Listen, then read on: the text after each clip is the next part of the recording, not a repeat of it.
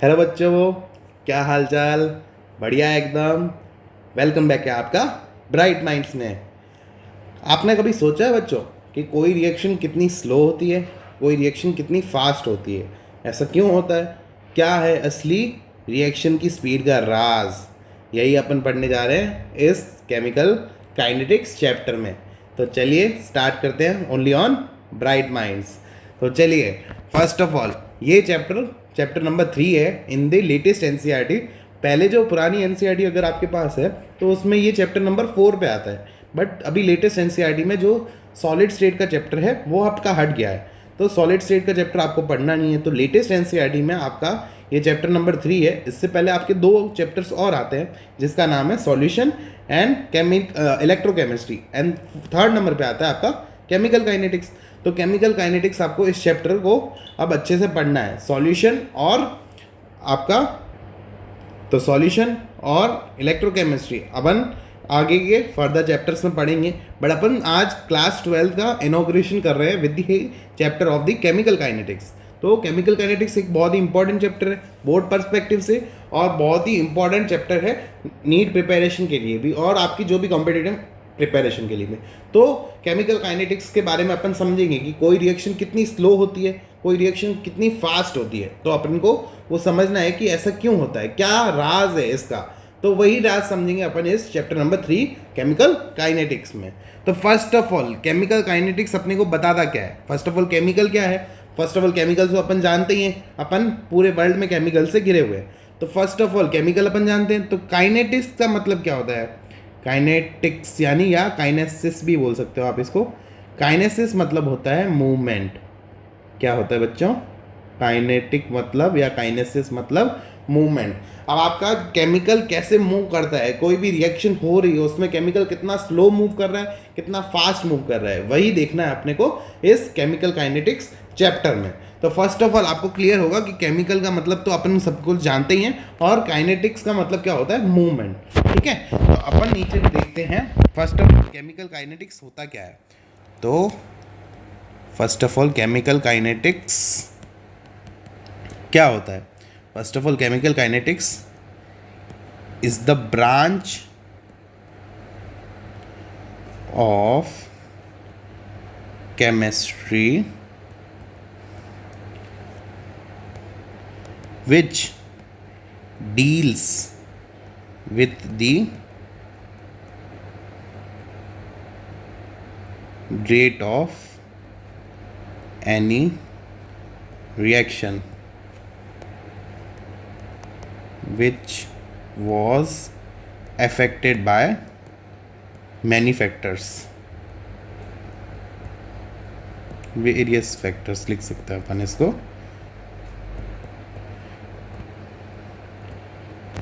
ठीक है, तो फर्स्ट ऑफ ऑल ये क्या है? केमिकल काइनेटिक्स क्या क्या है? First of all chemical kinetics का मतलब क्या होता है? केमिकल काइनेटिक्स एक ब्रांच है। क्या है बच्चों?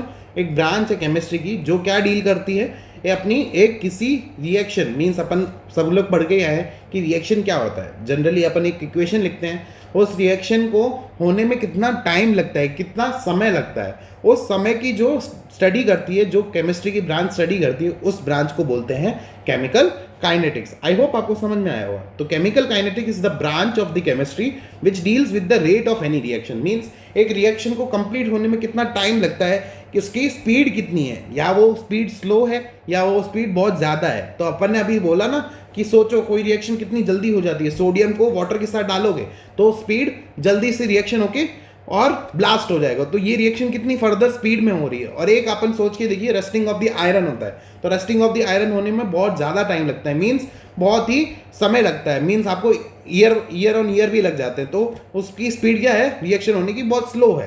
तो यही जो डील करती है, मतलब अपने को कैसे पता चला रस्टिंग में इतना टाइम लगता है और सोडियम को वाटर के साथ रिएक्शन करने में छोटा सा ही टाइम लगता है, तो अपने को कैसे पता चला? तो जो केमिस्ट्री की ब्रांच स्टडी करती है उस स्पीड को बताने के लिए, वो क्या होती है?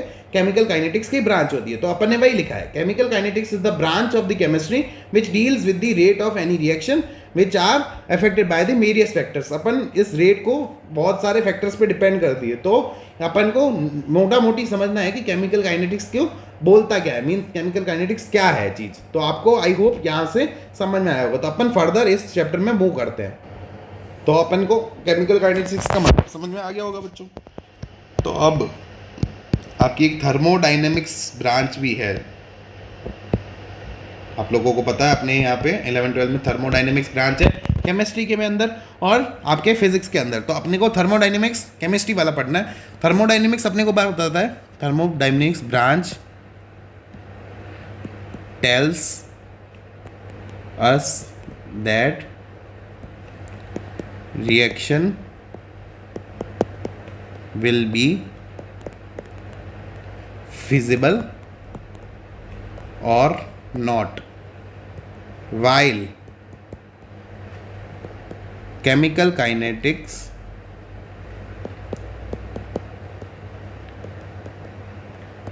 tells us how fast reaction will occur।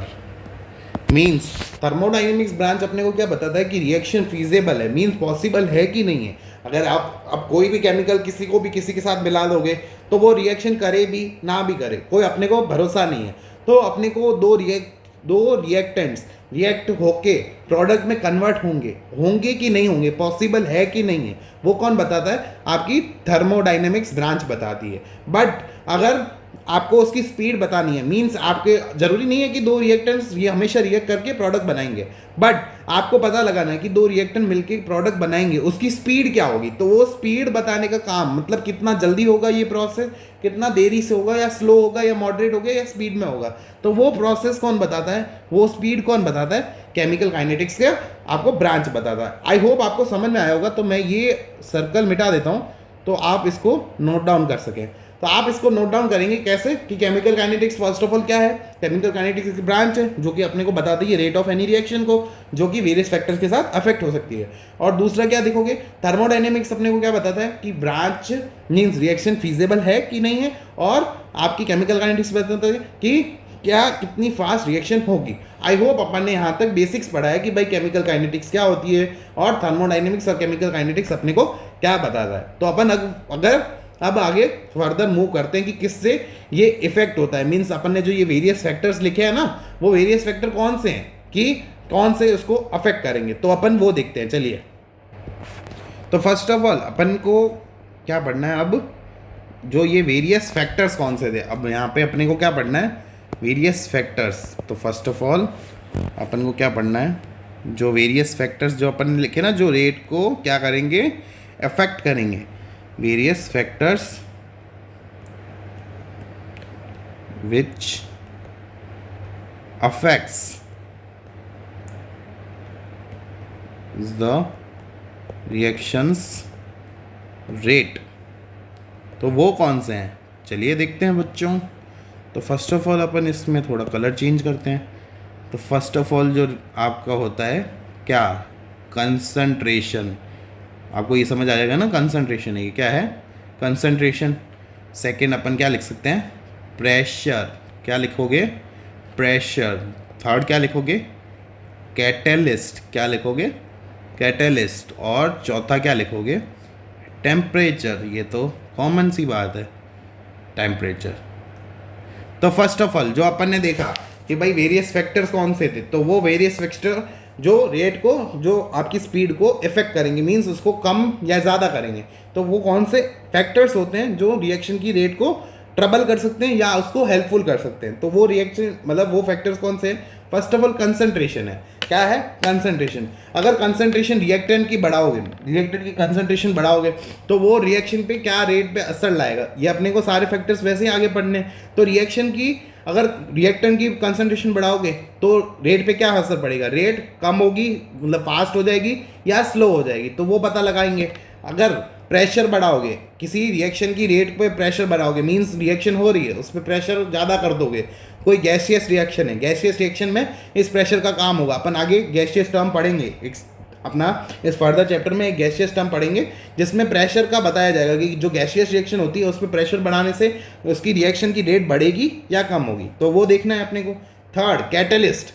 अपने को पता है कैटलिस्ट क्या होता है। कैटलिस्ट हमेशा आप किसी चीज़ में डालोगे, किसी रिएक्शन में डालोगे तो कैटलिस्ट से क्या होगा, हमेशा स्पीड फास्ट होगी। कभी भी बेटा कैटलिस्ट डालने से स्पीड स्लो नहीं होती है, हमेशा कैटलिस्ट उस स्पीड को क्या करता है, फास्ट करता है। तो कैटलिस्ट अपने हमेशा रिएक्शन की स्पीड को बढ़ाने का काम करेगा। तो तीसरा फैक्टर भी अपन ने देखा। और चौथा फैक्टर टेम्परेचर। अगर किसी भी रिएक्शन का टेम्परेचर बढ़ाओगे तो उसका कम या रिएक्शन के टेम्परेचर बढ़ाओगे या रिएक्शन के टेम्परेचर को कम करोगे तो वो उसकी रेट पे इफेक्ट करेगा या उसके लिए ट्रबल शूट करेगा, मीन्स उसके लिए हेल्पफुल है या हार्मफुल है। तो इस फैक्टर्स में अपने को देखना है। तो आई होप यहाँ तक आपको समझ में आया होगा कि केमिकल काइनेटिक्स का मतलब क्या होता है। काइनेसिस मतलब मूवमेंट, केमिकल काइनेटिक्स क्या थी, एक ब्रांच थी जो कि डील कर रही थी रेट ऑफ रिएक्शन के बारे में जिसको वेरियस फैक्टर्स अफेक्ट कर रहे थे। और दूसरी ब्रांच कौन सी थी, दूसरी ब्रांच थी थर्मोडाइनमिक्स ब्रांच। थर्मोडाइनमिक्स ब्रांच क्या कर रही थी, आपकी रिएक्शन बता रही थी कि वो फीजिबल है कि नहीं है। और दूसरी ब्रांच कौन सी थी, केमिकल काइनेटिक्स की ब्रांच। केमिकल काइनेटिक्स की ब्रांच क्या बता रही थी कि वो कितना फास्ट करेगा। और वेरियस फैक्टर्स कौन से थे, concentration, pressure and catalyst and temperature. I hope यहाँ तक आपको समझ में आया होगा। तो अब अपन इसके फर्स्ट टॉपिक, यहाँ पे आपकी फर्स्ट ऑफ ऑल आपकी एनसीईआरटी बहुत ही ज़रूरी है बेटा लोग। आपकी हमेशा एनसीईआरटी आपके साथ होनी चाहिए। जब भी आप लेक्चर को अटेंड कर रहे हो, आप इस लेक्चर को देख रहे हो, आप साथ में फर्स्ट ऑफ ऑल एक तो नोट्स बनाएंगे जो अपन क्लास में लिख रहे हैं, उसका नोट्स प्रिपेयर करने के साथ आपके साइड में एनसीईआरटी होनी चाहिए। क्यों, क्योंकि एनसीईआरटी ही एक खजाना है जहाँ से अभी आपको पता है जैसे नीट 2025 पेपर हुआ है, नीट 2025 में बहुत ही कॉम्प्लेक्स सवाल आए हैं बच्चों। कोई भी फिजिक्स का तो बहुत हार्ड था, टफ पेपर था जैसा कि अपन सोच रहे हैं। और आपका बायोलॉजी में भी ऐसे बहुत सारे क्वेश्चंस थे जो कि थोड़ा टफर साइड में थे। और केमिस्ट्री एक कॉम्प्लेक्स बोल सकते हैं ना, एकदम हार्ड था ना एकदम सिंपल था, एकदम मॉडरेट सा कॉम्प्लेक्स क्वेश्चन पेपर था। तो उस कॉम्प्लेक्स पेपर को अगर आपको सॉल्व करना है तो आपको एनसीईआरटी ही पढ़नी पड़ेगी बेटा। जितना ज़्यादा आप एनसीईआरटी पढ़ोगे, आपको लाइंस पता होंगी, उतना ज़्यादा ही आप उसको कर पाओगे, मीन्स सॉल्व कर पाओगे पेपर को। तो यही आपको एनसीईआरटी पे ज़्यादा जोर देना है। तो आपका जो भी इंट्रोडक्टरी पार्ट था, जो सेक्शन आपका जो इंट्रोडक्शन पार्ट था, वो इंट्रोडक्शन पार्ट आपको इतनी सी बात बता रहा है जो कि अपन ने शॉर्टर फॉर्म में कर ली। तो आपको नोट्स भी प्रिपेयर करने और साथ साथ में ये लोग लिखना भी है। तो आपको एनसीईआरटी कैसे पता होना चाहिए कि ये इतनी एनसीईआरटी में लाइन्स हैं, एक बारी गो थ्रू करनी है, फिर इसको प्रिपेयर करके और अपन पढ़ते हैं अगला एक 3.1 जो आपका टॉपिक है, सेक्शन 3.1, उस पर चलते हैं। तो अब बच्चों अपन स्टार्ट कर रहे हैं अपना एक सबसे बेसिक, इस चैप्टर का सबसे बेसिक कंसेप्ट जो कि है रेट ऑफ रिएक्शन। जैसा कि आपको अपनी स्क्रीन पे दिख रहा होगा कि अपन सबसे बेसिक स्टार्ट कर रहे हैं rate of reaction. Means rate of reaction क्या होता है, सबसे बेसिक कंसेप्ट है इस चैप्टर का। मींस कितनी रिएक्टेंस फास्ट है या किसी रिएक्शन में रिएक्शन हो रही है कि नहीं हो रही। फर्स्ट ऑफ ऑल कैसे पता चलेगी कि ये कोई रिएक्शन किसी कंटेनर में हो रही है कि नहीं हो रही है। अगर हो रही है तो कितनी स्लो हो रही है या कितनी फास्ट हो रही है, तो वो कैसे पता चले अपने को। तो वही देखना है अपने को कि कैसे पता चलेगा। तो अब कैसे पता लगेगा उसकी रिएक्शन की स्पीड या किसी के बारे में। तो सबसे बेसिक कंसेप्ट है इस चैप्टर का रेट ऑफ केमिकल रिएक्शन। तो first of all chemical reaction होता क्या है तो वो देखते हैं। First of all chemical reaction क्या होता है, कलर चेंज करते हैं थोड़ा सा। Chemical first of all rate of chemical reaction is the change of, क्या होता है, change of concentration, change of concentration of reactants. क्या होता है, रिएक्टेंट्स और प्रोडक्ट।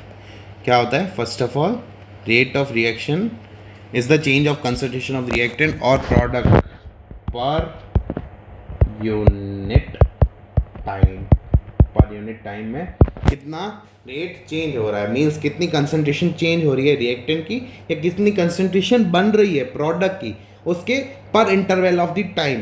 तो वो क्या कहलाता है, रेट ऑफ रिएक्शन। मीन्स इतना सा अपन ने रिएक्टेंट का कुछ लिया, मीन्स मान लीजिए 10 ग्राम अपन ने कुछ रिएक्टेंट लिया और उसमें क्या मिला दिया, दूसरा कुछ रिएक्टेंट या वाटर सॉल्वेंट मिला दिया। तो उसमें सॉल्वेंट 10 ग्राम मिलाया 10 ग्राम मिलाने के बाद उसकी कंसंट्रेशन कम होगी। फर्स्ट ऑफ ऑल प्रोडक्ट में चेंज करने के लिए तो रिएक्टेंट की कंसंट्रेशन तो क्या होगी, चेंज होगी। रिएक्टेंट मीन्स जो पहले लेने वाला, और प्रोडक्ट क्या होता है, जो बाद में बनने वाला है। तो रिएक्टेंट जो आपने लिया है सॉल्वेंट के साथ आप उसको मिक्स करोगे, तो 10 ग्राम जो भी आपने, मान लीजिए कंटेनर में 10 ग्राम की आपने रिएक्टेंट लिया है, तो उसको जैसे ही सॉल्वेंट के साथ मिलाओगे तो रिएक्टेंट की कंसंट्रेशन कम होगी और प्रोडक्ट की कंसंट्रेशन बढ़ेगी। रिएक्टेंट की कंसंट्रेशन कम, प्रोडक्ट की कंसंट्रेशन ज़्यादा। तो ये रिएक्टेंट की कंसंट्रेशन कम होने के साथ प्रोडक्ट की रिएक्शन कंसंट्रेशन बढ़ रही है पर यूनिट टाइम के साथ। तो ये पर यूनिट टाइम में उसकी कंसंट्रेशन में कितना चेंज आ रहा है, तो उस चेंज को पर यूनिट टाइम के साथ क्या बोलेंगे, रेट ऑफ रिएक्शन बोलेंगे बच्चों। क्या बोलेंगे, रेट ऑफ केमिकल रिएक्शन बोलेंगे। ठीक है, तो अपन देखते हैं कि भाई रेट ऑफ केमिकल रिएक्शन को अपन ने समझ लिया कि क्या होता है। अब देखते हैं कितने टाइप की होती है, क्या होती है। First of all types of chemical reaction rates, कितने टाइप की रेट्स होती हैं। मींस इसमें भी 2 टाइप की रेट्स होती है। अपने को 2 टाइप की पढ़ना है। आपकी बुक्स में क्या दिया हुआ है, 2 टाइप्स की रेट्स दी हुई है। क्या दी हुई है, 2 टाइप्स की रेट्स दी हुई है। तो ये अपन इस नेक्स्ट पेज पे ही लिख देते हैं। तो फर्स्ट ऑफ ऑल 2 टाइप्स की रेट्स दी हुई है आपको। पहली जो रेट है वो है एवरेज रेट। क्या है, एवरेज रेट। एवरेज रेट आप जानते ही हैं कि क्या होता है, एवरेज किसी का निकालना। तो अब यहाँ पे अपन इसको एज अ डिफरेंशिएशन फॉर्म में पढ़ेंगे ताकि आपको इजीली लर्न भी हो और इजीली समझ में भी आए। तो सेकंड जो रेट आपको इधर पढ़नी है वो क्या है, इंस्टेंटेनियस रेट। क्या होता है, थोड़ा सा अच्छे से लिखते हैं,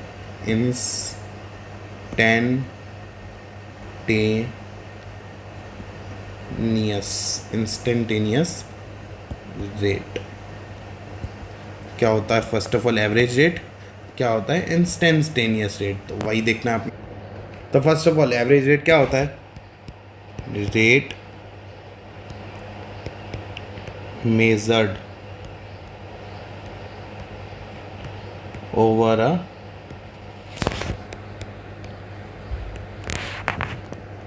पीरियड ऑफ टाइम इंटरवल। एक टाइम इंटरवल में कितनी रेट पॉसिबल है। और इधर क्या होता है, rate at specific instant. Means एक स्पेसिफिक इंस्टेंट पे कितनी रेट है, तो वो क्या बताती है, instantaneous rate. Means first of all rate measured over a period of time interval. Means एक पीरियड के बीच में कितनी रेट हो रही है। अपन किसी का एवरेज कितना निकालते हैं, मीन्स एवरेज क्या निकालते हैं, अपन को सबको ही पता है कि अपन किसी क्लास में बैठे हैं। आप कोई क्लास में बैठे हो तो कोई क्लासरूम में कितनी 40 स्टूडेंट्स है, 40 स्टूडेंट्स एक, तो अपनी को रेट निकालना है एवरेज स्टूडेंट्स कितने हैं जो पढ़ने वाले हैं। तो कोई 10-15 बच्चे ही होंगे जो पढ़ रहे होंगे 40 में से। तो अपने को क्या करेंगे, जितने पढ़ रहे हैं उसको गिन लो, 10/40। तो अपने को इसका एवरेज मिल जाएगा 10/40, 1/4 मीन्स 0.25 बच्चे मीन्स 25% आपके लोग पढ़ रहे हैं। तो वो क्या है, अपन ने क्या किया लेके कि भाई कितने स्टूडेंट्स अपने टोटल थे, उसमें से कितने माइनस किए, जो पढ़ने वाले थे माइनस करके ओवर कितनी स्ट्रेंथ थी उससे अपन ने डिवाइड कर दिया। तो सेम इधर भी एवरेज रेट में क्या करना है, जो रिएक्टेंट पहले था, मतलब लास्ट में जो आपकी रिएक्टेंट के जो कंसंट्रेशन है उसको पहले की कंसंट्रेशन से माइनस करना है और ओवर नीचे क्या लिखना है, टाइम लिखना है। तो वो आपके लिए क्या बन जाएगी, एवरेज रेट बन जाएगी। और इंस्टेंटेनियस रेट क्या होता है, rate as a specific instance.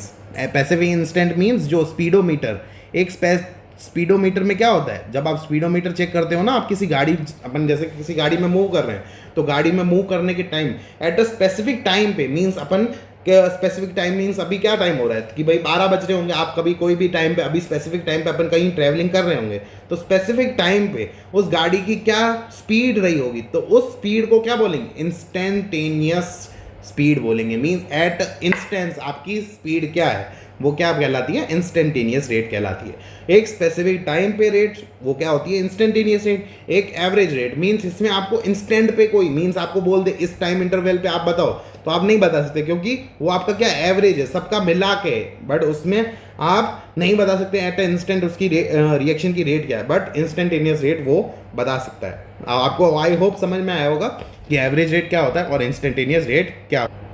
तो अब बच्चों अपन करते हैं इसका फॉर्मूला क्या होता है। फर्स्ट ऑफ ऑल इसका क्या होता है फॉर्मूला देखते हैं। क्या देखते हैं, फॉर्मूला एवरेज रेट का क्या होता है फॉर्मूला। सी को पता हो तो वो वेल एंड गुड है। तो फर्स्ट ऑफ ऑल फॉर्मूला देखते हैं। तो फॉर्मूला अपन डी डेल्टा, इसको क्या बोलते हैं, डेल्टा का साइन है, डेल्टा आर और delta P upon del T. Means एक आपको कंसंट्रेशन लेनी है रिएक्टेंट की या अपॉन में प्रोडक्ट, मीन्स कंसंट्रेशन आपको ऊपर की साइड क्या लेनी है, कंसंट्रेशन रिएक्टेंट की अपॉन में टाइम। तो वो फॉर्मूला आपका किसका हो जाएगा, एवरेज रेट का हो जाएगा। ठीक है। और जैसे इंस्टेंटेनियस रेट करना है ना, तो आपको यूजिंग अ कैलकुलस, आपका एक कैलकुलस टर्म आता है। अगर आप मैथमेटिक्स के हो तो आपको एक मैथमेटिक्स में चैप्टर में पढ़ाया जाता है कैलकुलस। कैलकुलस चैप्टर में कैलकुलस से आप इसको निकाल सकते हैं। कैलकुलस मीन्स आपको ग्राफ में एक इंस्टेंटेनियस रेट निकालना है, तो वो कैलकुलस के मीन्स से आप इसको निकाल सकते हैं। और दूसरा इसका फॉर्मूला क्या होता है, इसमें क्या आता है, कैलकुलस यूज होता है ना, तो कैलकुलस में ये डेल्टा हट के डी आ जाता है। क्या हो जाएगा, d r upon D t और d p upon D T. तो ये इसका क्या हो जाएगा, फॉर्मूला हो जाएगा। जस्ट अपन एक एग्जांपल ले लेते हैं। मींस कोई भी अपनी लास्ट में स्पीड रही है 0.5 किसी रिएक्शन की, पहले क्या थी 0.3 थी। अपन ने रिएक्शन बढ़ाने के लिए कुछ कैटलिस्ट डाल दिया तो लास्ट में 0.5 हो गई और पहले क्या थी 0.3 हो गई। तो फर्स्ट ऑफ ऑल आपको क्या करना पड़ेगा, ज़्यादा वाली रिएक्शन को मीन्स जो लास्ट में रेट हुई है उसको माइनस कर दो 0.5 में से 0.3 ओवर टाइम पे 10 सेकेंड्स ले लेते हैं। 10 सेकेंड ले लोगे तो ये 0.2 बच जाएगा, 0.2 डिवाइड बाई 2, तो ये आपके लिए क्या बच जाएगी 0.02 आपके लिए क्या बन जाएगी, रेट हो जाएगी। क्या हो जाएगी, एक एवरेज रेट। क्या है, जस्ट एन एग्जांपल है आपके लिए। ठीक है। तो ये आपका डिफरेंशिएशन फॉर्म में अपन ने लिखा है। First of all average rate क्या होता है और दूसरा क्या होता है इंस्टेंटेनियस रेट। तो अपन ने यहाँ पे क्या देखा है कि एवरेज रेट क्या होती है, एक इंस्टेंटेनियस रेट क्या होती है। एवरेज रेट अपन एक बार वापस रिपीट कर देते हैं। एवरेज रेट क्या होता है, rate over a period of a time interval. Means आपकी एक टाइम इंटरवल है, मीन्स 0 से लेके 20 सेकेंड्स है, या 0 से लेके 1 मिनट तक है, मीन्स 60 सेकेंड्स तक है।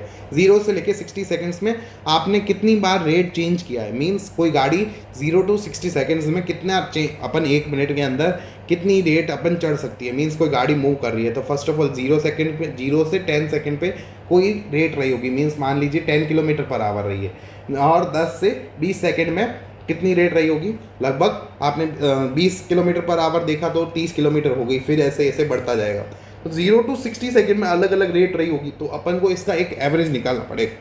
अपन को क्या निकालना पड़ेगा, क्या एवरेज निकालना पड़ेगा। तो 0 to 60 सेकेंड के बीच में आपका कितना रहेगा, रिएक्टेंट ने कितनी चेंज की है उसकी स्पीड, तो उसकी कंसंट्रेशन आप ऊपर लिख देंगे।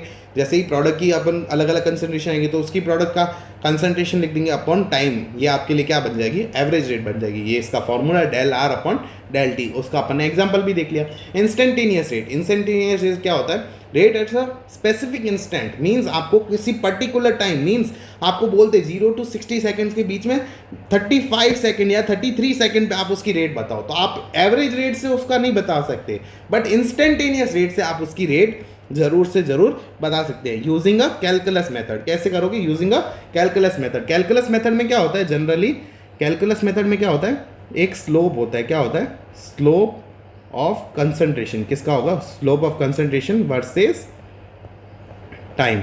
ये स्लोप होगा कंसंट्रेशन वर्सेस टाइम का, उसकी हेल्प से आप इसका निकाल सकते हैं एट पर्टिकुलर इंस्टेंट आपकी उसकी रेट क्या रही होगी। तो फॉर्मूला इसका क्या होगा, D r upon D T इसका फॉर्मूला रहेगा, या D p upon D T इसका फॉर्मूला रहेगा। आई होप यहाँ पे एवरेज रेट और इंस्टेंटेनियस रेट में आपको डिफरेंस समझ में आया होगा। तो अब अपन आगे मूव करते हैं आपके एक और सेक्शन पे, expression of the rate reaction. Means आपका एक्सप्रेशन क्या होता है रेट का। एक्सप्रेशन मीन्स उसको अपन लिख के देखेंगे एज अ एक्सप्रेशन फॉर्म में, फॉर्मूले के फॉर्म में। तो वो अपन आगे अब इस लेक्चर में मूव करते हैं। ओके बच्चों, तो यहाँ पे अपन आगे मूव करते हैं। तो बच्चों अब अपन ने पढ़ दिया था average rate and instantaneous rate. अब अपन आते हैं expression for the rate of reaction. Expression for the rate of reaction means अपन इसको कैसे लिख सकते हैं। मीन्स किसी रिएक्शन दी हुई होगी, अपन उसको कैसे रेट एक्सप्रेस करेंगे, मीन्स उसको फॉर्मूला में कैसे लिखेंगे। देखिए first of all expression of the rate reaction में for a reaction a plus b gives small c plus capital c plus d plus d. ठीक है, तो अपने पास एक रिएक्शन दे रखी है, ए और बी रिएक्टेंट्स है और सी और डी अपने लिए क्या है, एज अ प्रोडक्ट है। ठीक है, तो first of all upon rate देखते हैं। तो रेट को आप कैसे लिख सकते हो, तो फर्स्ट ऑफ ऑल जब आपको इसका रेट लिखना होगा ना रिएक्टेंट का, तो फर्स्ट ऑफ ऑल माइनस और जो भी स्टाइकोमेट्रिक कोफिशिएंट होगा वो क्या आ जाएगा, नीचे आ जाएगा। और इधर क्या लिख सकते हो आप, इधर आप लिख सकते हो sorry first of all sorry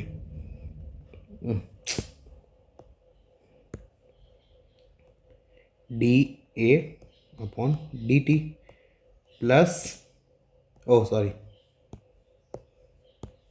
equals to minus B D B upon D T equals to 1/c D C upon D T equals to, और ये डी आ रहा है मतलब आपका कौन सी रेट है, इंस्टेंटेनियस रेट है, क्योंकि अपन किसी इंस्टेंट पे चेक करेंगे रेट को, है ना।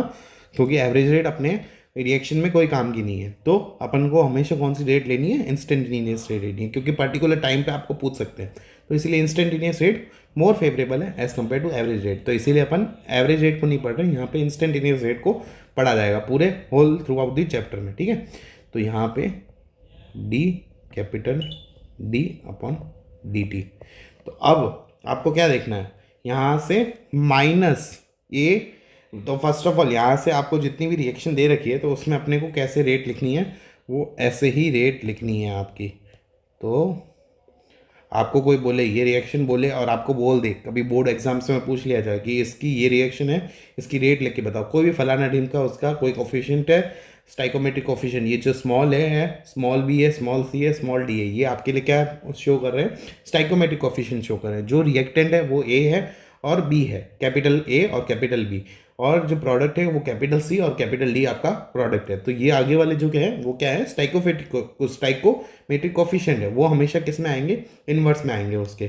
तो ये माइनस क्यों लिखा है, फर्स्ट ऑफ ऑल नोट करना, यहाँ पे नोट करना कि माइनस हमेशा नेगेटिव साइन फॉर रिएक्टेंट्स। किसके लिए आएगा नेगेटिव साइन, रिएक्टेंट्स के लिए, क्योंकि कंसंट्रेशन ऑफ रिएक्टेंट्स क्या हो रही है बच्चों, डिक्रीज हो रही है, डिक्रीज हो रही है, इसीलिए माइनस आया है। रेट में गिरावट आई है, गिरावट के कारण ही माइनस आया है। और पॉजिटिव साइन फॉर प्रोडक्ट्स, किसके लिए आया है, पॉजिटिव साइन प्रोडक्ट्स के लिए। क्यों, क्योंकि उसकी कंसंट्रेशन में इंक्रीमेंट आया है, इसीलिए उसका रिएक्टेंट क्या है, मतलब उसका साइन क्या है, पॉजिटिव है। तो कंसंट्रेशन ऑफ प्रोडक्ट्स इंक्रीज, इसीलिए उसका क्या है, साइन पॉजिटिव है।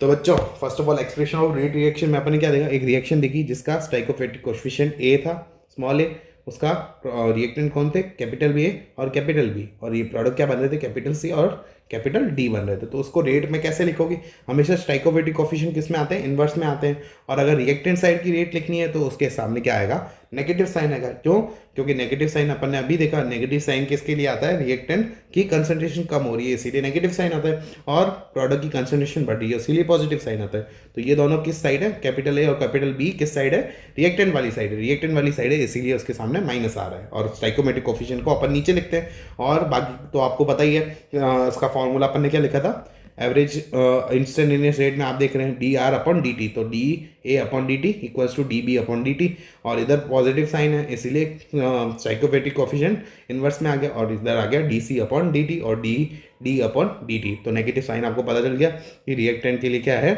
रिएक्टेंट के लिए क्या है, नेगेटिव है, और साइन पॉजिटिव किसके लिए, प्रोडक्ट के लिए, क्योंकि इनकी कंसंट्रेशन रिएक्टेंट की कम हो रही है और प्रोडक्ट की बढ़ रही है। तो आई होप यहाँ पे एक्सप्रेशन आपको समझ में आया होगा।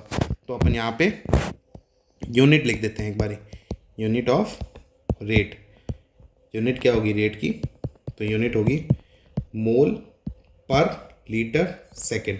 मोल पर लीटर सेकेंड लिख सकते हो, या मोल लीटर इनवर्स या सेकेंड इनवर्स। मीन्स ये सेकेंड इनवर्स ये लीटर को ऊपर ले जाओगे और सेकेंड को ऊपर ले जाओगे तो वो ऑलरेडी उसका जो पावर है साइन वो चेंज हो जाएगा। तो इसीलिए या तो लिख सकते हैं मोल पर लीटर पर सेकेंड, या mole litre inverse second inverse, ये इसकी क्या हो जाएगी, रेट हो जाएगी। तो अब यहाँ पे अपन लिखते हैं पॉइंट्स टू बी नोटेड। बोलते हैं ना आपके कौन लॉयर्स, जज साहब point to be noted. Sir आप जज साहब हो, आप हमारे लिखिए, first of all point note कीजिए जज साहब। तो हमने point to be noted sir करिए। पॉइंट क्या लिखोगे, फर्स्ट ऑफ ऑल आप लिखो the rate is always positive. Rate क्या होगी, हमेशा क्या होगी, पॉजिटिव रहेगी। क्या रहेगी, हमेशा पॉजिटिव रहेगी। दूसरा लिखिए concentration, concentration of reactant, concentration of reactant decreases. क्या होगी, decreases with time, whereas product concentration increases. क्या होगी, इंक्रीजेस विथ टाइम, मतलब प्रोडक्ट की कंसंट्रेशन क्या होगी, टाइम के साथ बढ़ेगी, और रिएक्टेंट की कंसंट्रेशन क्या होगी, घटेगी। और क्या होगा, रेट डिपेंड्स ऑन, रेट क्या होगा, रेट डिपेंड्स, तो रेट किस पे डिपेंड्स करेगा, rate depends on nature.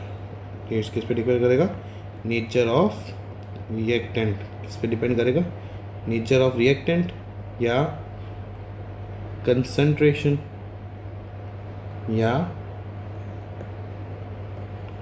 Rate depends on the nature of the reactant, concentration या टेम्परेचर। किसके पे डिपेंड करेगा, नेचर ऑफ रिएक्टेंट, कंसंट्रेशन या टेम्परेचर के ऊपर।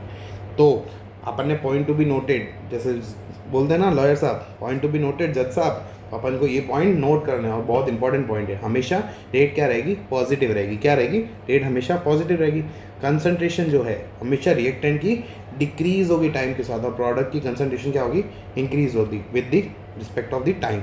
और फिर लास्ट में रेट डिपेंड्स किस पे करेगी, नेचर पे। किसके ऊपर डिपेंड करेगी, नेचर ऑफ द रिएक्टेंट। कि भाई रेट डिपेंड किस पे कर रही थी, nature of the reactant. Nature of the reactant means कौन सा रिएक्टेंट आपने लिया है। First of all high reactive लिया है, एकदम थोड़ा मॉडरेट रिएक्टेंट लिया है, एक स्लो रिएक्टेंट लिया है। तो नेचर पे रेट डिपेंड करेगा कि कैसा रिएक्टेंट आपने लिया है। एकदम जैसे सोडियम का अपन एग्जांपल आगे देख रहे थे, सोडियम एकदम रिएक्टिव नेचर का है। मीन्स जैसे आप उसमें पानी या एयर के कॉन्टेक्ट में आएगा वो ब्लास्ट कर जाएगा, तो वो एकदम रिएक्टिव हाई रिएक्टिव नेचर का है। तो वही नेचर ऑफ रिएक्टेंट कैसा है उस पर रेट डिपेंड करेगा। दूसरा कंसंट्रेशन पे डिपेंड करेगा कि आपने कितनी कंसंट्रेशन ली है रिएक्टेंट की। मींस कंसंट्रेशन कितनी, मींस अपन ने रिएक्टेंट की कंसंट्रेशन ज़्यादा अमाउंट में ले ली तो उसको प्रोडक्ट में कन्वर्ट होने में भी टाइम तो जाएगा ना, तो वो इसीलिए टाइम टेकिंग होगी। तो रेट उसकी क्या होगी, चेंज हो जाएगी। तो रेट चेंज कंसंट्रेशन पे भी डिपेंड करती है, या टेम्परेचर। आपने एकदम हाई टेम्परेचर कर दिया, रूम टेम्परेचर पे रिएक्शन नहीं की, तो रूम टेम्परेचर पे रिएक्शन नहीं करोगे, टेम्परेचर हाई कर दोगे तो वो रेट को इफेक्ट करेगा। तो तीन अपन ने पॉइंट नोट किए। फर्स्ट ऑफ ऑल पॉजिटिव होती है हमेशा रेट, दूसरी रिएक्टेंट की कंसंट्रेशन हमेशा कम होगी और प्रोडक्ट की कंसंट्रेशन बढ़ेगी, और तीसरा किस पे डिपेंड करेगी, नेचर, कंसंट्रेशन और टेम्परेचर पे। आई होप यहाँ तक आपको समझ में आया होगा जितना भी अपन ने पढ़ा। काइनेटिक्स इतना अपन आज तो थोड़ा इंट्रोडक्शन पार्ट और थोड़ा बहुत एक्स्ट्रा पढ़ रहे हैं जो बेसिक्स है, उतना ही पढ़ेंगे, बाकी अपन नेक्स्ट लेक्चर में पढ़ेंगे। तो अपन ने यहाँ तक देखा rate of reaction, rate of कितने टाइप की थी, 2 टाइप की, एवरेज रेट, इंस्टेंटेनियस रेट की, एक्सप्रेस कैसे करते हैं उस रेट को। अब अपन आते हैं उसके ग्राफ्स पे, जो अपन पढ़ रहे थे ना एवरेज रेट और इंस्टेंटेनियस रेट, उसके ग्राफ्स देख रहे हैं। देखो फर्स्ट ऑफ ऑल ये एनसीईआरटी का डायग्राम है, आप साथ में खोल के बैठना, मैंने यहाँ पे इंपोर्ट कर दिया आपके नोट्स के लिए। यहाँ पे देखो फर्स्ट ऑफ ऑल जो यहाँ पे आपका जो ये फर्स्ट जो ग्राफ है, फर्स्ट जो ग्राफ जो ए वाला है ना, उसका क्या है, ए वाला क्या देखा रहा है, यहाँ पे रिएक्टेंट दिया हुआ है, कंसंट्रेशन ऑफ दी रिएक्टेंट्स क्या दिया हुआ है, कंसंट्रेशन दी हुई है रिएक्टेंट की, और साथ में रिस्पेक्ट में कौन है, टाइम। तो फर्स्ट ऑफ ऑल यहाँ पे रेट क्या दी हुई है, एवरेज रेट दी हुई है, क्या दी हुई है, एवरेज रेट। क्या आपको आई होप यहाँ पे दिख रहा होगा, एवरेज रेट दी हुई है। एवरेज रेट में क्या हुआ है, देखो फर्स्ट ऑफ ऑल डेल दिया हुआ है, क्या दिया हुआ है, डेल्टा। अपन ने प्रोडक्ट यहाँ पे देखो पढ़ा था ना फॉर्मूला में कि यहाँ पे डेल था और यहाँ पे क्या था, डी था, और डी कौन सा है, डिफरेंशिएशन वाला, यहाँ पे डेल्टा था। तो एवरेज रेट में हमेशा डेल्टा दिखते हैं, delta R upon delta T. और माइनस क्यों लिख रहे हैं, क्योंकि रिएक्टेंट साइड में माइनस इसीलिए आया है क्योंकि रिएक्टेंट की कंसंट्रेशन कम हो रही है। तो आई होप यहाँ पे समझ में आया होगा। तो R2 मतलब यहाँ से रिएक्टेंट कहाँ से स्टार्ट हुआ था, R0 का मतलब इनिशियल कंसंट्रेशन है, क्या है, इनिशियल कंसंट्रेशन क्या दी हुई है, R0 मतलब इनिशियल कंसंट्रेशन। यहाँ से इनिशियल कंसंट्रेशन यहाँ से स्टार्ट हुआ है और यहाँ से स्टार्ट होके कम हो रहा है। तो यहाँ से मतलब यहाँ से जैसे ग्राफ से यहाँ एक मेजर पॉइंट पे बहुत ज़्यादा ही कंसंट्रेशन थी और फिर रिएक्टेंट की कंसंट्रेशन कम हो रही है, तो यहाँ से स्टार्ट होके यहाँ से कम हो रही है, तो ये रिएक्टेंट क्या हो रहा है, कम हो रहा है। तो नॉर्मल सी बात है, अपन ने पढ़ा ना कि कंसंट्रेशन रिएक्टेंट की क्या होती है, कम होती है रिएक्शन में। तो यहाँ से कम हो रही है, तो फर्स्ट ऑफ ऑल R1 पे आई, क्या हुई, R1 किसी पॉइंट पे लिया, और दूसरी रिएक्शन क्या आई, R2 क्या होगी, मतलब कम हो रही है, R2 कम, फिर R2 में से R1 माइनस करो, और यहाँ पे क्या था, T2 T1 देख लो, R2 पे क्या टाइम था, T2, और यहाँ पे क्या था, T1, तो T2 माइनस T1, तो ये आपका क्या आ जाएगा, DR। और इंस्टेंटेनियस रेट अपन ने यहाँ पे दोनों दिखा रखा है, ये तो क्या हो गई, एवरेज रेट हो गई आपकी। यहाँ पे इंस्टेंटेनियस रेट दिखाई हुई है। इंस्टेंटेनियस रेट कैसे निकालते हैं, जो ये कर्व यूँ जा रहा है उस पर एक आपकी क्या निकालना है, टेंजेंट बनाना है। टेंजेंट के साथ यही सब कैलकुलस में सिखाया जाता है कि एक स्लोप है ना, स्लोप में क्या बनानी है, टेंजेंट बनानी है, क्योंकि हमेशा टेंजेंट पे ही बनेगा। ये जो अपन DR ले पाएंगे वो टेंजेंट से ही होगा, तो टेंजेंट बनाएंगे, यहाँ से एक और यहाँ पे लेंगे और यहाँ पे लेंगे, तो ये टेंजेंट बन गया, ये ट्राइंगल बन गया। ट्राइंगल में आपका जो ये स्लोप है, स्लोप में ये DR बताएगा, तो नेगेटिव इधर भी आएगा क्योंकि रिएक्टेंट की कंसंट्रेशन यहाँ पे भी कम हो रही है, तो रिएक्टेंट की कंसंट्रेशन कम हो रही है, DR/dt। ये नेगेटिव जो स्लोप है, स्लोप क्या है, नीचे घटता हुआ है, इसीलिए नेगेटिव स्लोप है, वो क्या बताएगा, DR बताएगा। जो नेगेटिव जो स्लोप है ना, वो किसकी कंसंट्रेशन बताएगा, रिएक्टेंट की कंसंट्रेशन बताएगा। तो आई होप ये जो नीचे आता हुआ ग्राफ किसका है, रिएक्टेंट का है। तो यहाँ पे अपन ने दोनों रेट्स बता दी, रेट एवरेज भी बता दिया और रेट इंस्टेंटेनियस बता दिया, किसका, रिएक्टेंट का। आई होप यहाँ पे समझ में आएगा। अब अपन यहाँ पे आते हैं प्रोडक्ट के पे। प्रोडक्ट हमेशा पहले कहाँ से था, जीरो था, मीन्स जीरो से ही स्टार्ट होगा ना, फिर प्रोडक्ट की कंसंट्रेशन बढ़ेगी। तो इसीलिए आप देख रहे होगे यहाँ नीचे से लेके ऊपर तक, यहाँ से यूँ जा रहा है प्रोडक्ट, क्या जा रहा है, नीचे से ऊपर की तरफ प्रोडक्ट बढ़ रहा है। यहाँ जीरो से स्टार्ट हो रहा है और प्रोडक्ट किसी पॉइंट P पे आ रहा है, ठीक है। तो यहाँ से प्रोडक्ट बन रहा है, तो यहाँ पे भी अपन दोनों बता सकते हैं। रेट एवरेज देखो, रेट एवरेज में अपन ने क्या देखा, सेम P2 जैसे P1 किसी प्रोडक्ट की कंसंट्रेशन है, थोड़ी बनी होगी, P2 उससे ऊपर और थोड़ी और कंसंट्रेशन बड़ी होगी, तो P2 माइनस डेल्टा, अपने को पता है एवरेज रेट में क्या आता है, डेल्टा आता है, delta P upon delta T, P2 minus P1 upon T2 minus T1, ये आपकी रेट क्या हो गई, एवरेज रेट हो गई। और एट अ इंस्टेंट अपन को पता है कैलकुलस का यूज़ करना है, स्लोप बढ़ रहा है, स्लोप पे क्या बनाओगे, टेंजेंट बनाओगे और ट्राइंगल बनाओगे। जो ये स्लोप होगा वो आपको क्या बता देगा, आपका इंस्टेंटेनियस रेट बता देगा। जो ये स्लोप है dP/dt, ये आपकी क्या है, इंस्टेंटेनियस रेट। यहाँ पे भी अपन ने दोनों ही रेट बता दी, R एवरेज भी बता दिया और R instantaneous, mean rate average भी बता दी और इंस्टेंटेनियस रेट भी बता दी प्रोडक्ट के लिए। तो दोनों आई होप इस ग्राफ से आपको समझ में आया होगा, ठीक है बच्चों। तो ये आपका ग्राफ आपकी बुक्स में बना हुआ है और ये बहुत इंपॉर्टेंट ग्राफ है। तो आपको बता सकते हैं कि भाई इतने से पैराग्राफ में आपको, मतलब इतने से ग्राफ में आपको रेट एवरेज भी बताना है और रेट इंस्टेंटेनियस भी बता दिया है। मतलब थोड़ा कॉम्प्लेक्स करके एनसीईआरटी लिखता है, बट इनकी एनसीईआरटी एकदम गॉड लेवल है, मीन्स इसमें जो लिखा हुआ है ना वो बहुत सारी मेजर बुक्स में भी नहीं लिखा हुआ। तो आपका यहाँ पे ये एक मेजर टॉपिक यहाँ पे खत्म होता है। तो अपन ये लिख सकते हैं फॉर अब gaseous reaction, for gaseous reaction. यहाँ पे एक चीज़ मेरे को याद आ गई, मीन्स एक गैसियस रिएक्शन जो होती है ना, उसके लिए आपकी कंसंट्रेशन किस पे डिपेंड करेगी? Concentration is directly proportional to partial pressure. किस पे डिपेंड करेगी? पार्शियल प्रेशर पे। किस पे डिपेंड करेगी? Partial pressure. ये थोड़ा सा सही लिख देते हैं बच्चों, आपको कंफ्यूजिंग करेगा। ये किस पे डिपेंड करेगी? Partial pressure. किस पे डिपेंड करेगी? Partial pressure. कंसंट्रेशन किस पे डिपेंड करेगा? गैसियस रिएक्शन के लिए पार्शियल प्रेशर। ठीक है, तो here the rate of the change in the partial pressure and the product terms. Means अपन यहाँ पे जैसे कंसंट्रेशन, अब गैसियस रिएक्शन है, गैसियस रिएक्शन मीन्स जो रिएक्टेंट है वो गैसियस फेज में है और प्रोडक्ट भी किस में बनेगा? गैसियस फेज में बनेगा। तो आपको पता है गैस के ऊपर प्रेशर लगाओगे तो उसकी कंसंट्रेशन या रेट हमेशा चेंज होगी।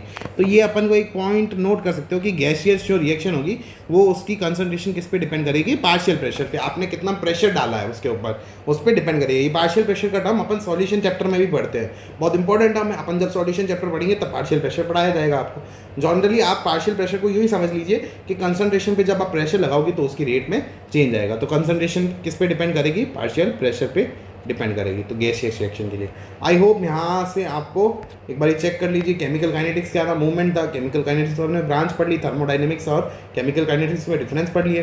फैक्टर्स कौन से इसको अफेक्ट करेंगे वो पढ़ लिए। रेट क्या थी, जो बेसिक टर्म अपन ने पढ़ लिया।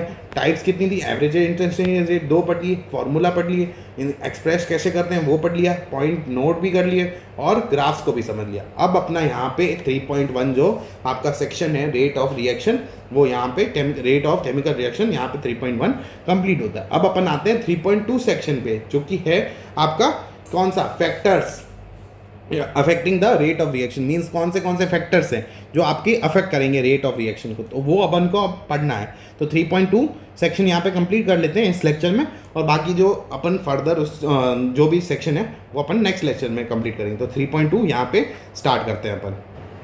चलिए बेटा जी, अब अपन स्टार्ट करते हैं factors influencing the rate of chemical reaction. Mean आपका जो फैक्टर है, मीन्स आपका जितना भी आप कभी सोच के देखो बेटा, कभी आपको मैगी बनाने में सिर्फ 2 मिनट लगते हैं, बट मैगी बनाने में भी अपन सोचते हैं ना कि लिखते हैं तो 2 मिनट है, बट लगते तो बहुत ज़्यादा मिनट्स हैं। मीन्स जनरली अपन बोलते हैं कि मैगी बनने में सिर्फ 2 मिनट लगते हैं, बट जो राजमा चावल होता है, जो राजमा बनाने में तो आधा दिन निकल जाता है अपना। तो यही स्पीड का फ़र्क देखो कि मैगी बनने में सिर्फ 2 मिनट लगते हैं और राजमा बनने में आधा दिन लग जाता है। तो यही स्पीड का फ़र्क क्यों है? यही स्पीड आप सोच के देखो कि मैगी बनने में 2 मिनट, राजमा बनने में आधा दिन, तो ये स्पीड का फ़र्क क्यों आ रहा है बेटा? यही स्पीड का फ़र्क किस लिए आ रहा है? उसके फैक्टर्स के कारण आ रहा है कि उसको क्या इफेक्ट कर रहे हैं, वो स्पीड को क्या इफेक्ट कर रहे हैं, उसके फैक्टर्स इफेक्ट कर रहे हैं। तो यही रेट ऑफ रिएक्शन में उसके फैक्टर्स मीन्स उसकी स्पीड को कौन इफेक्ट कर रहा है, तो वही अपने को इस चीज़ में अपन को पढ़ना है। तो अपन यहाँ पे पढ़ने जा रहे हैं rate of factors influencing the rate of reaction. First of all अपन लिख देते हैं इसमें फैक्टर्स के अपन ने क्या पढ़ना है। द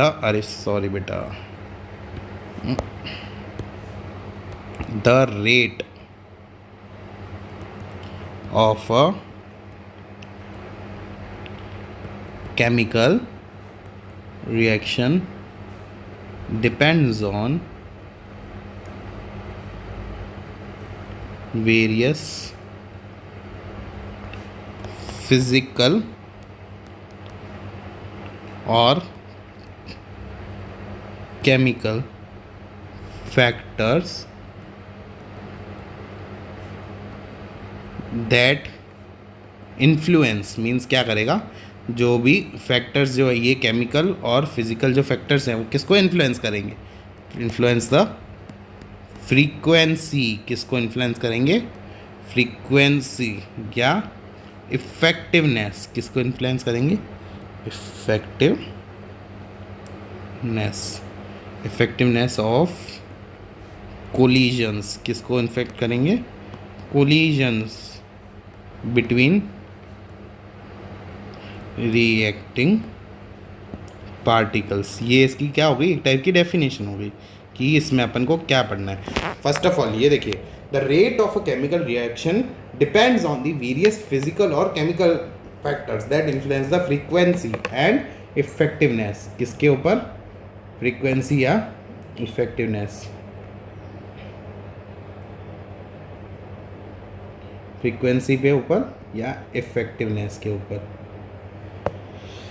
मतलब जो रेट होगी, जो फिजिकल या केमिकल फैक्टर्स जो होंगे वो किसको इफेक्ट करेंगे, उसकी फ्रीक्वेंसी को, मींस उसके फैक्टर्स को, मींस उसकी जितनी फ्रीक्वेंसी, मींस कितनी फ्रीक्वेंसी से कोलिजन होंगे और प्रोडक्ट में कन्वर्ट हो जाएंगे। तो रिएक्टेंट को कन्वर्ट करने के लिए प्रोडक्ट में कितनी रेट में क्या फैक्टर्स चेंजिंग लाएंगे, वो किसको इफेक्ट करेंगे, फ्रीक्वेंसी या उसकी इफेक्टिवनेस, जो कोलिजन के कितने ज़्यादा effective collisions. Means first of all आप देखिए, रिएक्शन तो आपको करवानी है, तो रिएक्शन करवाने में आपको इफेक्टिव कोलिजन चाहिए। क्या चाहिए, इफेक्टिव कोलिजन्स। मींस दो जो रिएक्टेंट्स है वो इजीली कोलाइड हो और प्रोडक्ट में कन्वर्ट हो जाए, तो इफेक्टिव कोलिजन चाहिए। मींस यूँ आड़ा टेढ़ा आप करोगे ना तो रिएक्टेंट अच्छे से प्रोडक्ट में कन्वर्ट नहीं होगा, इफेक्टिव कोलिजन चाहिए। इफेक्टिव कोलिजन होंगे तब जाके, तो ये फैक्टर्स क्या करेंगे, आपके फ्रीक्वेंसी या इफेक्टिवनेस को बढ़ा भी सकते हैं या कम भी कर सकते हैं, तो दोनों पढ़ना है। मींस फैक्टर्स दोनों पे इफेक्ट करेंगे। तो फर्स्ट ऑफ ऑल आपको क्या पढ़ना है, इस फैक्टर्स इन्फ्लुएंसिंग द रेट। आपको ये डेफिनेशन आई थिंक होप यहाँ पे मैंने क्लियर करवाई होगी। अब यहाँ पे आपको सेक्शन पढ़ना है 3.21, जो आपका 3.21 आपका एनसीईआरटी में दे रखा है। डिपेंडेंसी क्या ले रखा है, dependency of rate on concentration. क्या पढ़ना है, डिपेंडेंसी पढ़नी है किसकी, रेट की, किसके ऊपर, कंसंट्रेशन के ऊपर। तो बेटा जी अब अपने को क्या देखना है, डिपेंडेंसी देखनी है रेट ऑन कंसंट्रेशन। मींस अगर कंसंट्रेशन बढ़ाओगे या घटाओगे तो उस पर रेट पे क्या फ़र्क पड़ेगा, तो वही देखना है अपने को। तो फर्स्ट ऑफ ऑल डिपेंडेंसी पे अपन क्या लिखते हैं, यहाँ अच्छी न्यू कलर लेते हैं आपके लिए, for most of reaction rate increases. Rate क्या करेगी, इंक्रीज करेगी विथ कंसंट्रेशन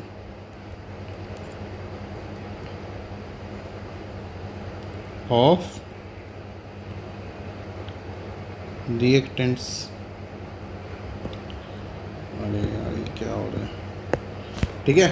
तो आपकी मोस्ट ऑफ द रिएक्शंस में क्या होगा, रेट बढ़ेगी। रेट क्या करेगी, बढ़ेगी। कंसंट्रेशन ऑफ रिएक्टेंट बढ़ाओगे ना, मीन्स रिएक्टेंट का कंसंट्रेशन बढ़ा दो, उसको रिएक्टेंट की कंसंट्रेशन बढ़ाओगे तो रेट भी बढ़ेगी। जितना ज़्यादा कंसंट्रेशन होगा उतनी ज़्यादा रेट बढ़ेगी। मीन्स सोडियम को पानी में डालोगे, सॉल्वेंट में डालोगे, तो वो सोडियम जितना ज़्यादा डालोगे उतनी ज़्यादा प्रोडक्ट में चेंज होगा और रिएक्शन उतनी ही ज़्यादा होगी। तो रेट ऑफ, तो यहाँ पे अपन जैसे ही रेट इंक्रीज़ करोगे, मतलब रेट इंक्रीज़ होगी कंसंट्रेशन इंक्रीज़ करने पे, ठीक है बच्चों। तो अब यहाँ तक आपको समझ में, आप सेकंड पॉइंट लिखते हैं। सेकंड पॉइंट क्या था, this is due to more frequent, क्या होगा, मोर फ्रीक्वेंट कोलिजन्स होंगे। मीन्स कोलिजन्स जो होंगे वो बहुत ही अच्छी क्वालिटी के होंगे, मीन्स अच्छे से कोलाइड करेंगे बिटवीन रिएक्टेंट मॉलिक्यूल्स। क्या हो गया, रिएक्टेंट मॉलिक्यूल्स। अब देखो, this is due to the more frequent collisions between the reactant molecules. मीन्स जो कोलिजन्स होंगे वो ऐसे आड़े टेढ़े यूं यूं नहीं हो रहे, वो एकदम फ्रीक्वेंट होंगे, मीन्स एकदम अच्छे से कोलाइड होंगे। This is due to the more frequent collisions between the reactant. अगर रिएक्टेंट की कंसंट्रेशन बढ़ाओगे तो रिएक्टेंट बहुत ज़्यादा हो जाएंगे, रिएक्टेंट ज़्यादा हो जाएंगे तो कोलाइड होने के चांसेस बढ़ जाएंगे, इसीलिए रेट भी क्या हो जाएगी, इंक्रीज हो जाएगी। तो आपको समझ में आया होगा, अपन ने 2 पॉइंट में क्या लिखा, the most of the reactions में क्या होगा, रेट इंक्रीज होगी कंसंट्रेशन ऑफ रिएक्टेंट बढ़ाने पे। जैसे ही कंसंट्रेशन रिएक्टेंट का बढ़ाओगे तो रिएक्टेंट की कंसंट्रेशन के कारण क्या होगा, रिएक्टेंट्स के जो पार्टिकल्स होंगे वो और ज़्यादा हो जाएंगे, और ज़्यादा होने से कारण, रिएक्शन होने के कारण वो अच्छे से कोलाइड करेंगे, और कोलाइड होने के चांसेस क्या हो जाएंगे, बढ़ जाएंगे। कोलाइड होने के चांसेस बढ़ जाएंगे तो उसके रिएक्टेंट मींस प्रोडक्ट बनने के चांसेस भी बढ़ जाएंगे। तो मींस कंसंट्रेशन बढ़ाने से आपकी क्या हो जाएगी, रेट इंक्रीज हो जाएगी। तो आई होप यहाँ पे आपको 2 पॉइंट समझ में आए होंगे। तो अब अपन यहाँ पे क्या लिखेंगे, expression on the rate law. अब सबसे इम्पॉर्टेंट आपका 1 या 2 नंबर में आपके नीट, मतलब नीट में तो नॉर्मली अगर इजी क्वेश्चन आता है इस क्वेश्चन में तो रेट लॉ से आएगा, और अगर आपके बोर्ड एग्जाम्स में आएगा तो आपसे पूछ लेंगे कि ये रिएक्शन है तो इसका रेट लॉ लिख के बताओ। तो रेट लॉ एक इंपॉर्टेंट टर्म है इस चैप्टर का। तो अपन यहाँ पे अब लिखते हैं expression on the rate law. Rate law पढ़ते हैं अपन। तो बेटा रेट लॉ देखना है। अब आपको क्या देखना है? Rate law. रेट लॉ बहुत इंपॉर्टेंट है आपके बोर्ड पर्सपेक्टिव से या नीट पर्सपेक्टिव से भी। तो रेट लॉ इजी क्वेश्चन है, बहुत ही इजी सा कंसेप्ट है। तो आपको फोकट के नंबर होते हैं ये रेट लॉ के। तो देखो फॉर अ रिएक्शन, एक रिएक्शन देखते हैं क्या, इसमें लिख दो small A capital A, small B capital B. किस में चेंज हो रहा है? प्रोडक्ट में चेंज हो रहा है। किस में चेंज हो रहा है? प्रोडक्ट में। रेट लॉ हमेशा रिएक्टेंट का लिखा जाता है। किसका लिखा जाएगा? रिएक्टेंट का। तो अब रिएक्टेंट का रेट लॉ लिखना है अब यहाँ पे। तो रेट लिखोगे ना, तो अब रेट में कैसे लिखोगे? रेट किसके डायरेक्टली प्रोपोर्शनल होगा? कंसंट्रेशन के, क्योंकि कंसंट्रेशन जितनी ज़्यादा होगी उतनी ज़्यादा रेट होगी, जो अपन अपनी ऊपर पढ़ के आए हैं। तो रेट किसके डायरेक्टली प्रोपोर्शनल है? कंसंट्रेशन की। कंसंट्रेशन क्या है? ए की पावर एम लिख देते हैं, या एक्स लिख दो, एम या एक्स कोई भी, रेट, और बी की पावर एन। ये अपन ने यहाँ पे स्टाइकोमेट्रिक कोफिशिएंट दिए हुए हैं, तो वो यूँ क्यों नहीं लिख सकते? क्योंकि हमेशा बैलेंस्ड इक्वेशन में जो ये बैलेंस्ड इक्वेशन होगी, क्योंकि स्टाइकोमेट्रिक कोफिशिएंट आया मीन्स इक्वेशन क्या है? बैलेंस्ड है। हमेशा बैलेंस्ड इक्वेशन में जो ये स्टाइकोमेट्रिक कोफिशिएंट है, जो ये रेट में आप हमेशा स्टाइकोमेट्रिक कोफिशिएंट लिख नहीं सकते। ये इसका क्या है? ऑर्डर है। m plus N equals to क्या है? इसका ऑर्डर है। हमेशा ये स्टाइकोमेट्रिक कोफिशिएंट पे डिपेंड करेगा नहीं करेगा ये ज़रूरी नहीं है। ये सेम भी हो सकते हैं या डिफरेंट भी हो सकते हैं। कैसे नापा जाएगा? एक्सपेरिमेंट जब करोगे उससे आप कैलकुलेट कर सकते हैं। आप बैलेंस्ड इक्वेशन से कभी नहीं बोल सकते कि ये स्टाइकोमेट्रिक कोफिशिएंट ही इसकी पावर बनेगी। तो इसीलिए अपन ने m और n लिखा है, वरना a ही लिख देते। ठीक है, तो आप आई होप यहाँ पे आपको समझ में आया होगा। तो रेट क्या होगा? अब जैसे ही डायरेक्टली प्रोपोर्शनल का साइन हटाओगे तो कांस्टेंट आता है। तो कांस्टेंट क्या है? ये के। तो के को साथ में अब ये क्या लिख सकते हो? कैपिटल ए की पावर एम और कैपिटल बी की पावर एन। ये अब आपका क्या हो गया? रेट लॉ हो गया। क्या हो गया? ये आपको क्या हो गया? Rate law. ये आपको क्या हो गया? रेट लॉ हो गया। तो अब रेट क्या है? रेट को जैसे डायरेक्टली प्रोपोर्शनल किसके होता है? कंसंट्रेशन की। कंसंट्रेशन बड़ा होगा तो फ्रीक्वेंट कोलिजन्स होंगे, फ्रीक्वेंट कोलिजन्स होंगे तो रेट बढ़ जाएगी। तो रेट किसके डायरेक्टली प्रोपोर्शनल थी? कंसंट्रेशन की। और उसकी पावर क्या है? एम या एन। एम और एन को प्लस करोगे तो ऑर्डर बनेगा, जो कि अपन आगे इस चैप्टर में पढ़ने वाले, ऑर्डर ऑफ द रिएक्शन। तो कम इन दोनों की पावर जब ऐड होगी तो वो उसका क्या देगी? ऑर्डर देगी। बट ये जो एम और एन कभी भी स्टाइकोमेट्रिक कोफिशिएंट हो भी सकते हैं या नहीं भी हो सकते, बट जरूरी नहीं है। तो आई होप यहाँ पे किसी रिएक्शन का रेट लॉ कैसे लिखते हैं, आई होप मैंने आपको क्लियर करवाया है। तो यहाँ पे अपन एक पॉइंट लिखते हैं जो आपको कंफ्यूज नहीं करे कभी भी। एम और ये एन जो अपन ने लिखा है, इसको क्या बोलेंगे? एम और N order with respect, order with respect to A and B. ये कैसे डिटरमाइन? यहाँ पे एक नोट भी लिख देते हैं। Determined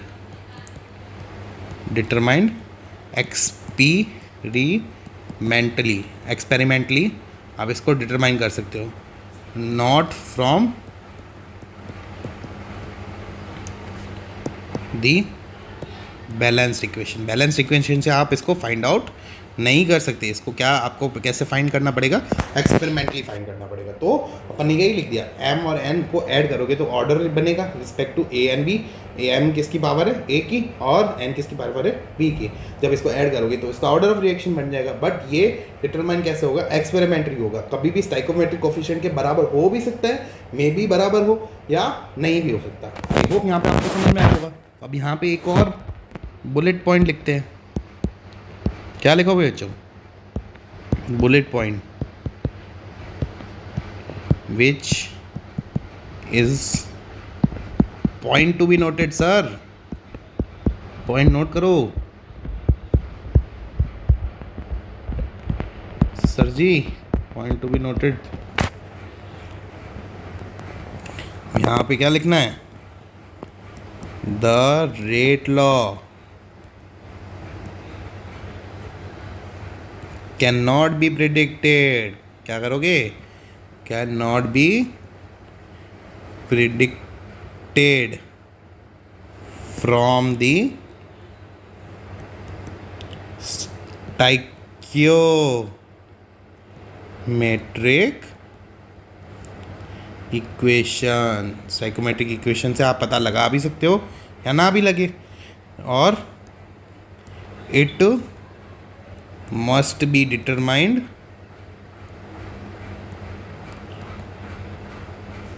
experimentally.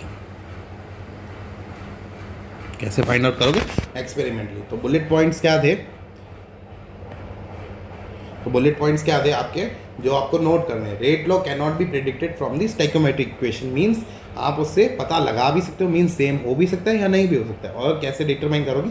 एक्सपेरिमेंटली डिटरमाइन करोगे। रेट लॉ आपको यहाँ पे डिपेंडेंसी समझ में आएगी कंसंट्रेशन की, वो इसी के अंदर अपन ने क्या पढ़ लिया? रेट लॉ की इक्वेशन पढ़ ली। मीन्स रेट लॉ को कैसे लिखा जाएगा? इक्वेशन में आपको बोल सकते हैं कि रेट लॉ लिख के बताओ, तो आपको आई होप यहाँ से किसी इक्वेशन के लिए रेट लॉ कैसे लिखते हैं वो आपको समझ में आया होगा।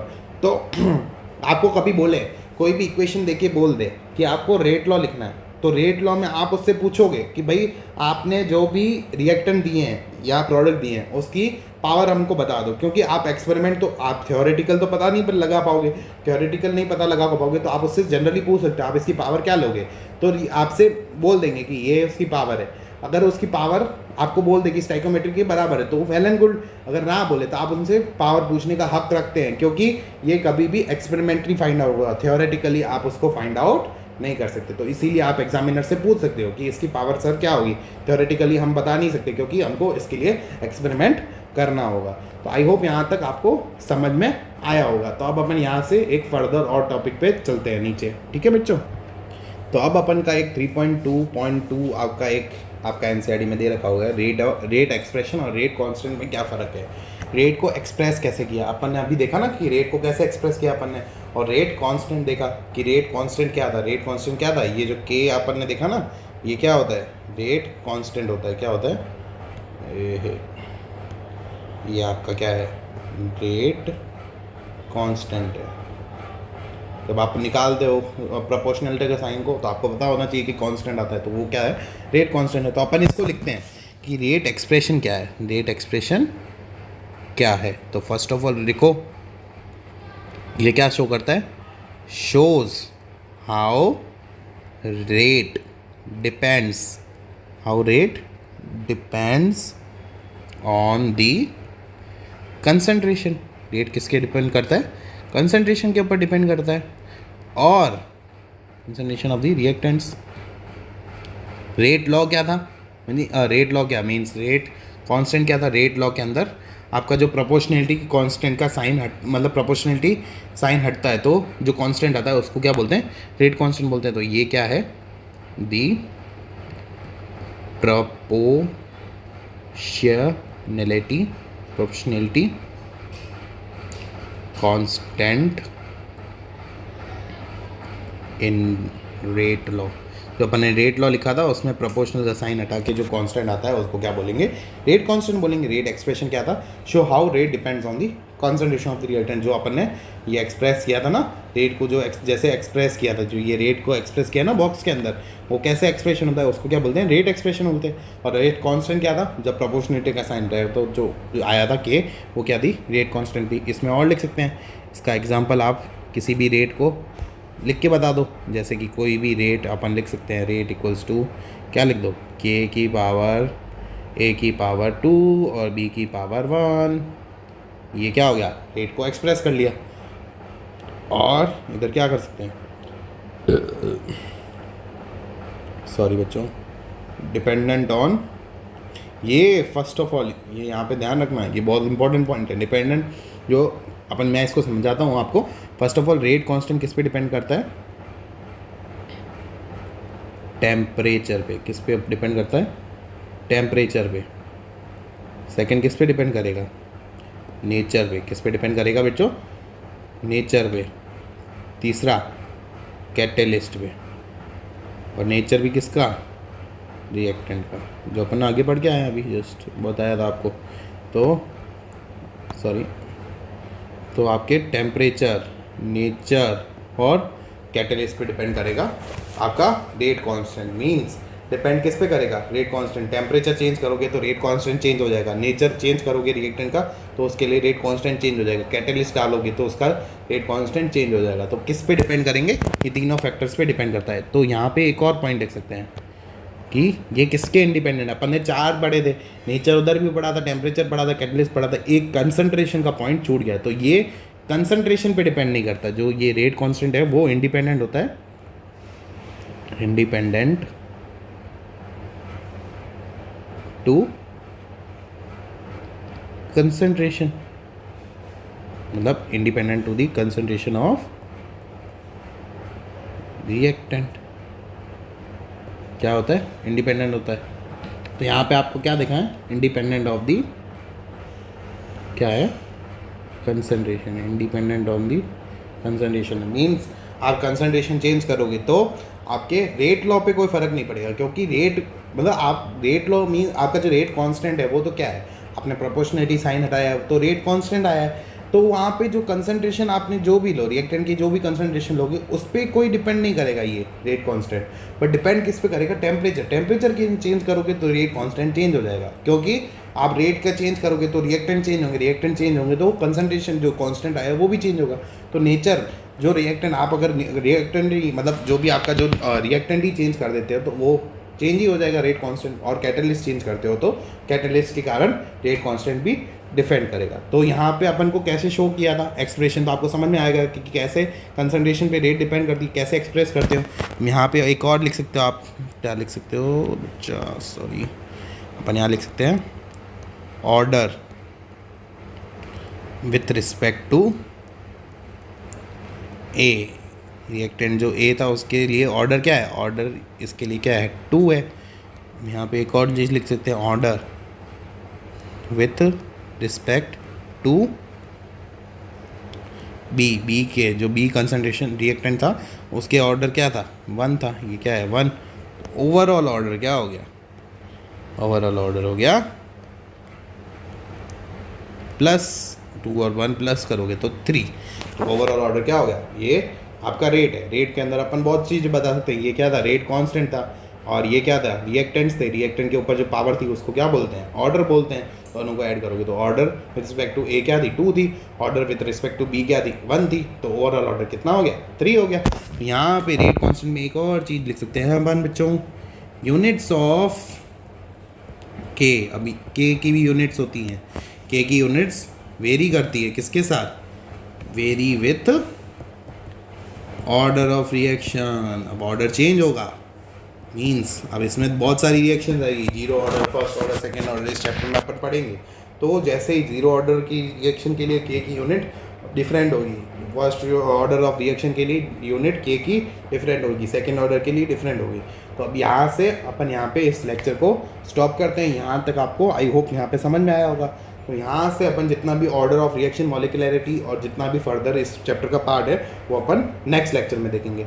आई होप यहाँ से लेके जितना भी अपन ने पढ़ा है, मैं ये PDF फाइल आपके लेक्चर्स के कमेंट सेक्शन में डाल दूँगा। तो आप यहाँ से, आपको इसके नोट्स चाहिए होंगे तो आप यहाँ से देख के लिख सकते हैं, बट आप हैंडमेड बनाना।